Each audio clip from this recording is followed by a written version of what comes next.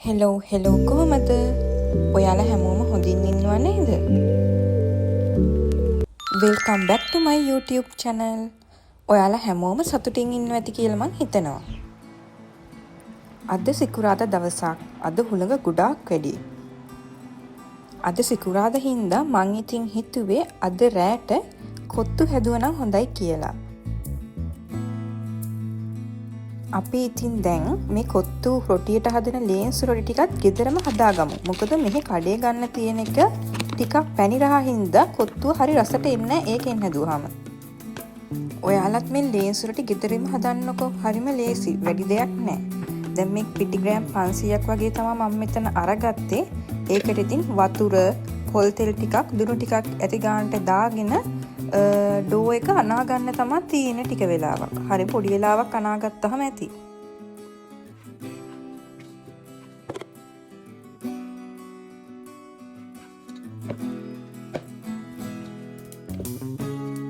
මේ වගේ ගානට අනා ගත්තට පස්සේ මේක උඩට ටිකක් වැඩිපුර තෙල් ටිකක් දාලා කවර් කරලා පැය දෙකක් විතර තිබ්බා මම.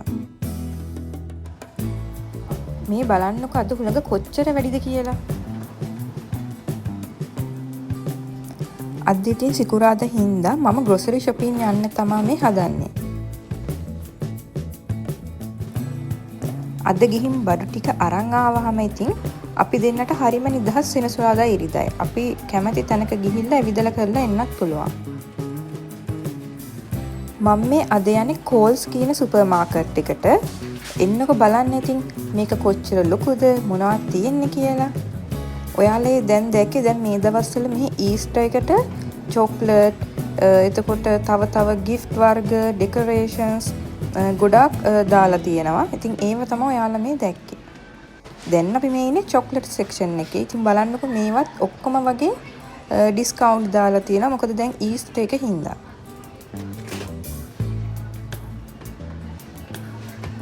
මේ ඉතින් ඔයාලා හැමෝම ආස රාමෙන් සෙක්ෂන් එක.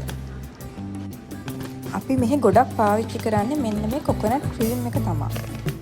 ඔයාලා මෙහි ඉන්න කෙනෙක් නම් මේ කෝල්ස් බාස්මති එක try කරන්න.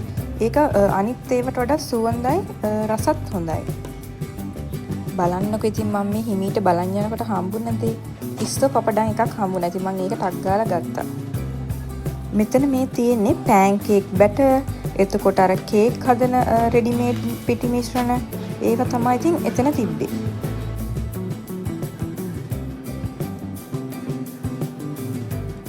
මෙතන මේ තියෙන්නේ frozen items, frozen vegetables, එතකොට ready-made කෑම ජාති, මේ වගේ අපිට fry කරලා හදා ගන්න පුළුවන් රහ කෑම ජාති ඔක්කොම තියෙනවා. ඉතින් දැක්කම ඔක්කොම අරගන්න හිතනවා. හැබැයි ඉතින් හොඳ නෑනේ. මේ තියෙන්නේ dumplings. එක එක ජාති ඒවා තියෙනවා. දැන් බලන්නකො මෙතන තියෙන ice cream ජාති. ඔයාලා දැකලා තියෙනවද මේවා? මට සතියට අවශ්‍ය බඩු ඔක්කොම වගේ මෙතනින් ගත්තා. හැබැයි එළවලු පළතුරු ගත්තේ මෙතනින් එළියට ගිය ගමන්ම තියෙනවා මෙන්න මේ එළවලු කඩේ.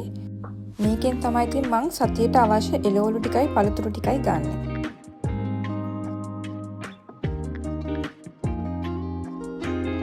පල්ලෙහා තියෙනවා ඇල්ඩි සුපර් මාකට් එකක්.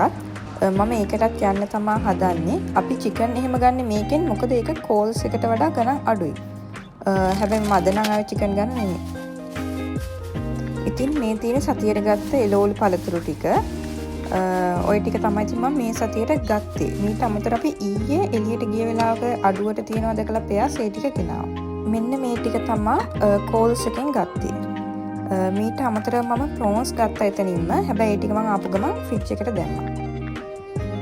ඉතින් මේ තියෙන වියදම මෙතන මට ඔක්කොම 110ක් ගිහින් තියෙනවා ඩොලර්. ඊට අමතරව ඊයේ 30ක් වගේ ගියා.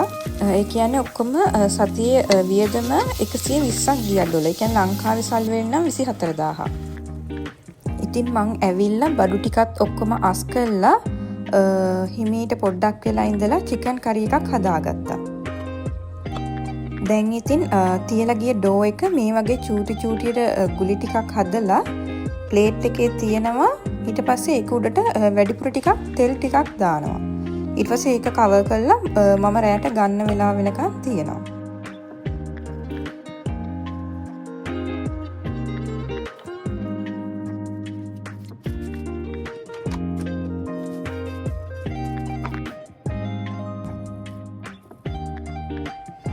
දැන් ඉතින් පහ මාට්ට 6ට විතර ඇති.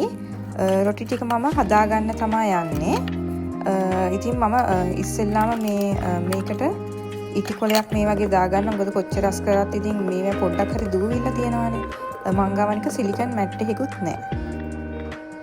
තෙල් ටිකක් වැඩිපුර කලින් දැම්ම හින්දා තමයි මේ රොටිය මේ වගේ ඇදෙන්නේ. ඉතින් මේක පෑන් එකට ලොකු වැඩි හින්දා මම මෙන්න මේ වගේ කොටුවට නවාගෙන තමයි පෑන් එකට දාන්නේ.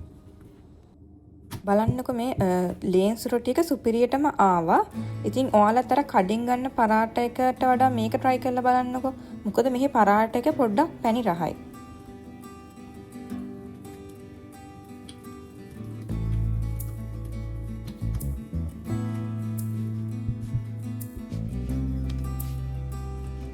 රොටි ටික මෙහෙම හැදෙනකොට මං ඉතින් ඒ අතරම ලූණු සුදු ලූණු කපා ගන්න තමයි යන්නේ. මොකද මට මේකට කිරි හොද්දකුත් ඕනේ.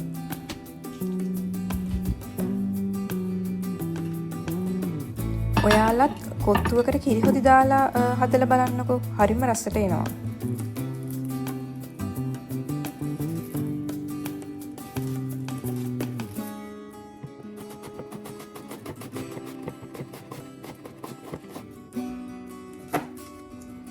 හස්බන්ඩ් නම් නෑ ගෙදර. ඉතින් මම නිදහසේ මේ ටික හදනවා. මොකද එයා එනකොට ටිකක් රෑ වෙනවා.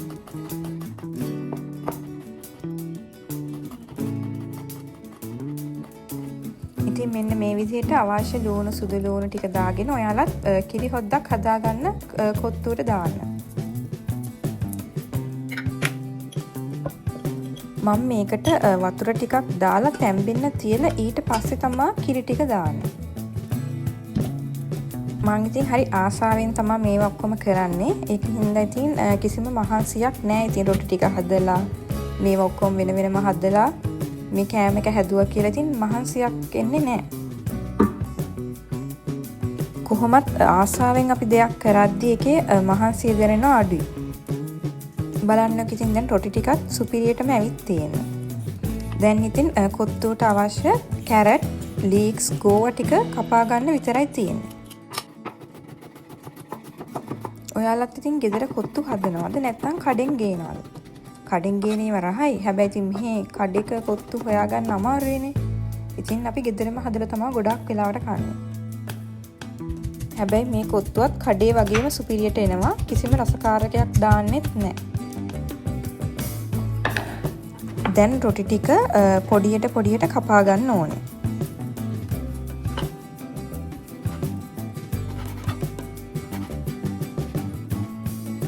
මේ තියෙන ඉතින් එහෙම කපාගත්ත රොටි ටික.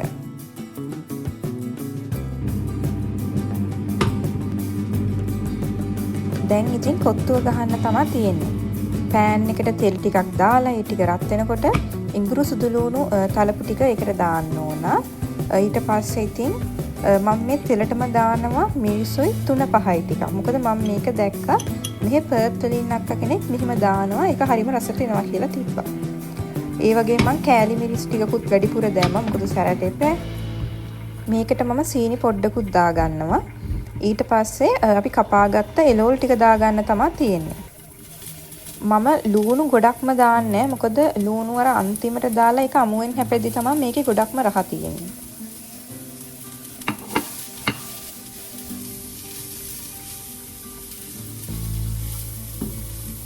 මේ ටික මෙහෙම තැම්බෙද්දි මේකට මම සෝයා සෝස් ටිකකුත් දානවා. ඊට පස්සේ මේකට බිත්තර දෙකක් වගේ එකතු කරගන්නවා.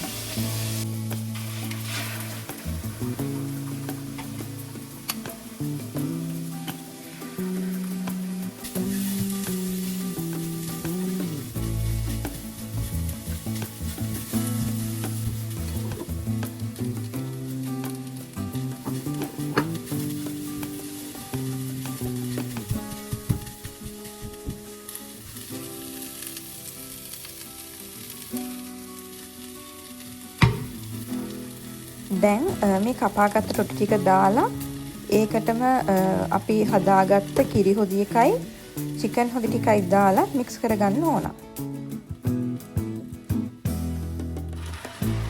දැන් හොඳට ගින්දර වැඩි කරගෙන මික්ස් කරගන්න. එතකොට අර මේවා පොඩ්ඩක් අර රොටි කෑලි බැදිලා මේ හොදි ටික මික්ස් වෙලා ඉදි තමයි මේකේ ගොඩාක්ම රහ එන්නේ.